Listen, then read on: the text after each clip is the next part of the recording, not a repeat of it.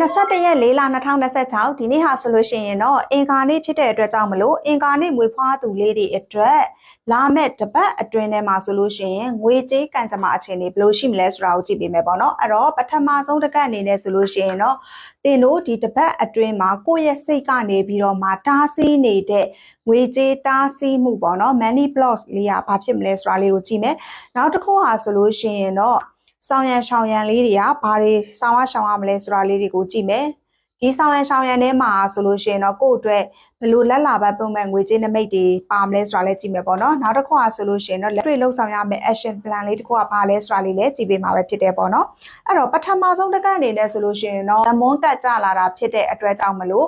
စိတ်အလိုလိုက်မိတာတွေစိတ်ထဲမှာအလိုမကျဖြစ်နေတာတွေ personal ခံစားချက်တွေနဲ့ငွေကြေးပိုင်းဆိုင်ရာနဲ့ရောထွေးနေတဲ့အခိုက်အတန့်တွေကြုံရလိမ့်မယ်ပေါ့နော်စိတ်ခံစားချက်နောက်ကိုလိုက်ပြီးတော့မှငွေကြေးတွေကိုသုံးစွဲမိသွားတာတွေအလွန်အကျွံဖြစ်သွားတာမျိုးလေးတွေလည်းဖြစ်တတ်တာမလို့ဂရုစိုက်ပါနော်ဥပမာပေါ့ဝမ်းထဲလို့ဆိုပြီးတော့ကိုကshopping တွေထွက်လိုက်တာမျိုးတစ်ခုခုကိုသုံးလိုက်တာမျိုးနောက်မှကိုကနှမျောနေပြီးတော့မှပေါ့နော်ဒီဟာမလုံလိုက်ရရင်ကောင်းသားဆိုတော့အဲ့လိုတွေးဝေစိတ်တွေဝမ်းထဲစိတ်တွေဝင်တတ်တယ်အလုပ်အကိုင်တိုင်းပတ်သက်လာပြီဆိုတဲ့အခါကြလို့ရှိရင်လည်းအခွင့်အလမ်းတွေရှိနေပေမဲ့အဲ့ဒါတွေကိုအကြောင်းပြချက်တွေပေးနေတာမျိုးလေးတွေစိတ်ခံစားချက်နောက်ကိုလိုက်ပြီးစိတ်လိုလိုက်မိနေတာမျိုးလေးတွေကတင့်ရဲ့ငွေကြေးပိုင်းဆိုင်ရာကိုပိတ်ဆို့နေစေတဲ့အတားအဆီးလေးပဲဖြစ်တယ်ပေါ့နော်အဲ့တော့ဆောင်ရန်အနေနဲ့နေရာမှာဆိုရင်တော့ the emperor ပေါ့နော်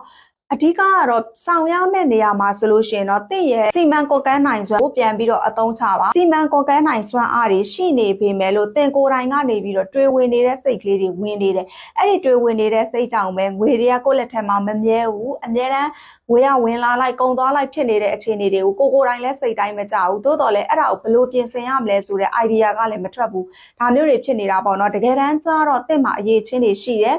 ပြင်ဆင်နိုင်စွမ်းတွေရှိတယ်အဲ့ဒီအရာတွေကိုဆက်လက်ပြီးတော့အသုံးချဖို့ဒီကပြောထားတာပဲဖြစ်တယ်ပေါ့နော်ဒီကတော့တင်ကိုယ်တိုင်ဥဆောင်ဥရွယ်လှုပ်ဆောင်ရမယ်ဆိုတဲ့အရာလေးကိုပြဆိုတာပဲဖြစ်ပါတယ်နောက်တစ်ခုကဆိုလို့ရှိရင်တော့ငွေကြေးကအနေနဲ့ဆိုလို့ရှိရင်တော့တင်ကနိုင်နေရရှိမယ်ဆိုတဲ့အနေအထားမျိုးမှာမြင်ရတယ်သို့တော်လည်းတင်ရဲ့စိတ်ကိုမထိန်ချုပ်နိုင်ခြင်းတစ်ခုကပဲပေါ့နော်အဲ့ဒါလေးကအတားအဆီးဖြစ်နေတာနောက်ဆုံးလက်တွေ့လှုပ်ဆောင်ရမယ့် action အနေနဲ့ဆိုလို့ရှိရင်တော့ justice ကထွက်လာတဲ့အတွက်ကြောင့်မလို့တင်တို့ဒီငွေကြေးကိုမျှတစွာစီမံခန့်ခွဲဖို့လိုတယ်ဝင်ငွေထွက်ငွေမျှတတာတွေလုပ်ငန်းထဲမှာဆိုလို့ရှိရင်လည်းရင်းနှီးမြှုပ်နှံမှုစနစ်ကျပြီးတော့မျှတမှုတွေလိုအပ်တယ်တရားနည်းလမ်းကျတဲ့ငွေဝင်လန်းတွေနဲ့ငွေကြေးစီမံခန့်ခွဲမှုတွေတင်တို့ဘဝတွေကိုရောက်ရှိလာလိမ့်မယ်အဲ့ဒီအရာတွေကနေပဲတင်တို့ကိုလည်းအကျိုးပေးနိုင်တယ်ပေါ့နော်ဒီကာလအတွင်းထဲမှာလက်တွေ့လှုပ်ဆောင်ရန်လေးကတော့တင်တို့မျှတဆက်လက်လှုပ်ဆောင်ပါဆိုတာလေးကိုပြသထားတာပဲဖြစ်ပါတယ်အဲ့ဒီအရာကနေငွေကြေးတွေလာပြီးအကျိုးပေးနိုင်တာပဲဖြစ်တယ်ခြုံငုံသုံးသပ်ချက်အရာပြောရမယ်ဆိုလို့ရှိရင်တော့အတားအဆီးဖြစ်နေတာကတော့ကိုယ့်ရဲ့စိတ်ခံစားချက်တွေကြောင့်ငွေဝင်လန်းတွေငွေနဲ့ပတ်သက်တဲ့အတားအဆီးတွေဖြစ်နေတယ်